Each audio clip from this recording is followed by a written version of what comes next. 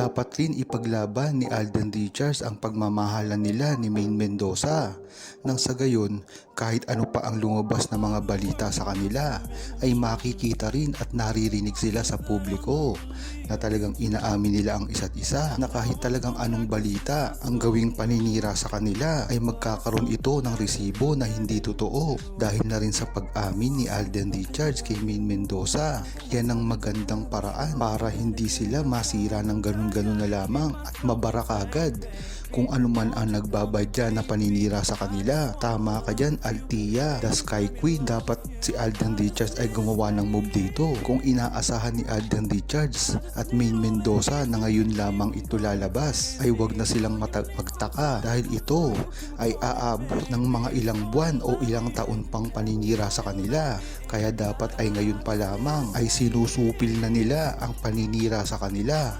Nang sa gayon, hindi na ito mamuo panggalingan pa ng problema pagdating ng panahon. Yan din kasi ang ginawa dati kay Maine Mendoza at Alden Richards. Ngunit napakaganda ng pag-handle ni Alden Richards dito. Kung matatandaan nyo, ay talagang pinutakti ng mga paninira ang relasyon ni Alden Richards at Maine Mendoza, na bakit daw hindi nagsasalita si Alden Richards sa mga nangyayari patungkol kay Maine Mendoza. Ngunit napakaganda ng ginawang pag-handle ni Alden Richards. Yun nga lang, huli niya na bago na amin si Maine Mendoza. Ngunit gayon pa man, hindi talaga nasira si Maine Mendoza at Alden Richards noong mga panahon na yon dahil na rin sa kanilang mga matatalinong pagsagot at mga analisasyon, mga resibo na hindi kailanman maidideny ng mga bashers. Hindi na kailangan ni Alden Richards ng ibang babae para lamang sumika dahil ito ay nagawa na nila ang dalawa ni Maine Mendoza dati pa man. Kung ipapareha man siya sa ibang babae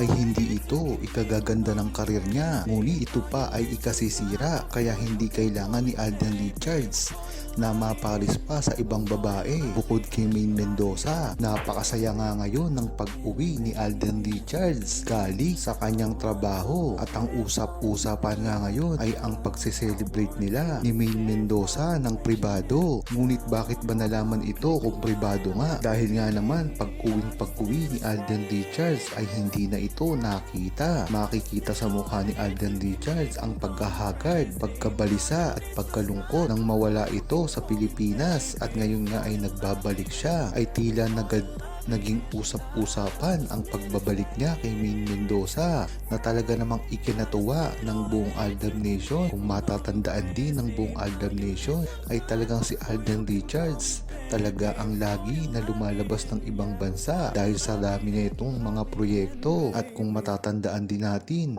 na si Maine Mendoza ay either na mag-iintay lamang dito sa Pilipinas or dadalawin si Alden Richards sa ibang bansa. Kung talagang true-blooded Aldab Nation ka ay alam mo ang history na ito dahil ang mga pagpunta ni Alden Richards sa iba't ibang bansa dati katulad ng Japan, Korea at Amerika ay talagang nakakabit ang pangalan ni Maine Mendoza dito. Kaya hindi talaga nakapagtataka na totoo ang mga balita na lumalabas. Napakatapang ni Maine at Alden sa mga gantong mga balita at paninira. Kaya tiwala ako sa kanila na kailanman ay hindi sila masisira ng mga ganitong balita at mga kwento na ginagawa lamang para sirain ang tunay nilang relasyon. Sila ngayon ay tinitingala na isang star na magkabilang network, kaya kahit kailan ay hindi nila ito masisira. Napakataas pa ng respeto ng mga katrabaho nila kay Alden Richards at Maine Mendoza, kaya hindi ito basta-basta masisira na lamang. At wag na kayong magtaka kung ang paninira kay Maine Mendoza at Alden Richards ay tuloy-tuloy dahil alam naman natin dati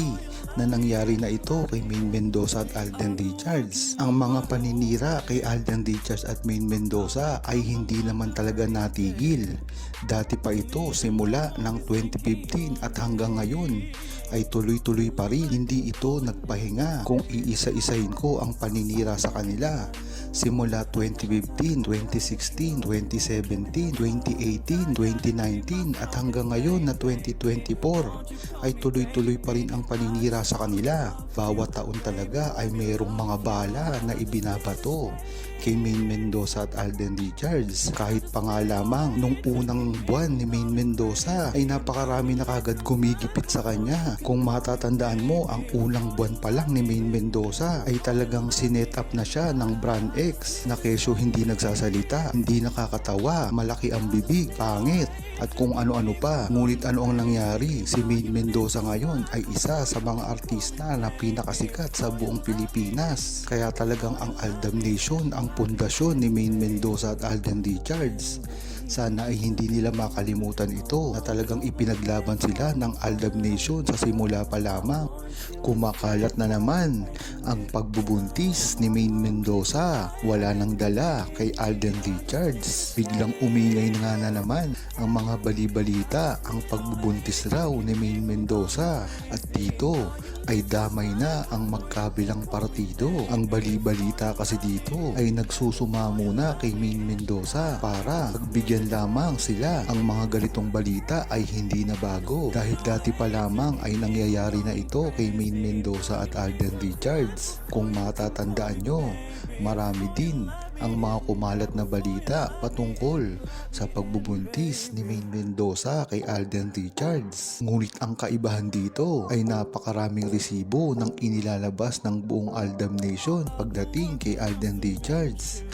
Ngunit bakit ngayon ay nagsimula na naman ito at natuloy? Sa dami nga ngayon ng proyekto ni Alden Richards ay hindi na ito nakakabigla dahil damay na rin dito si Alden Richards sa mga panggagamit sa kanila. Bagamat maliit lang ang partisipasyon na ginagawa dito ni Maine Mendoza dahil wala naman siya ditong pwedeng gawin kung hindi manahimik lamang. Ngunit ang maganda dito ay hindi rin ito pinapansin nila Alden Richards dahil damay-damay na rin sila dito pagdating sa mga ganitong balita. Basta magsabi lang si Maine Mendoza ng totoo ay barado na ang mga naninira sa kanila dahil kahit kailanman ang pagsasabi ng totoo ni Maine Mendoza ay hindi kailanman matatalo ng mga fake news ng kabilang mga barangay dahil kahit ano pang gawin nila kung totoo ang sinasabi at nararamdaman ni Maine Mendoza at Alden Richards sa isa't isa ay hindi ito maaaring matalo ng mga gawa-gawang kwento, lalong-lalo na ngayon na kontrolado na rin ni Alden Richards ang samahan nila dahil sa estado ng karir nito.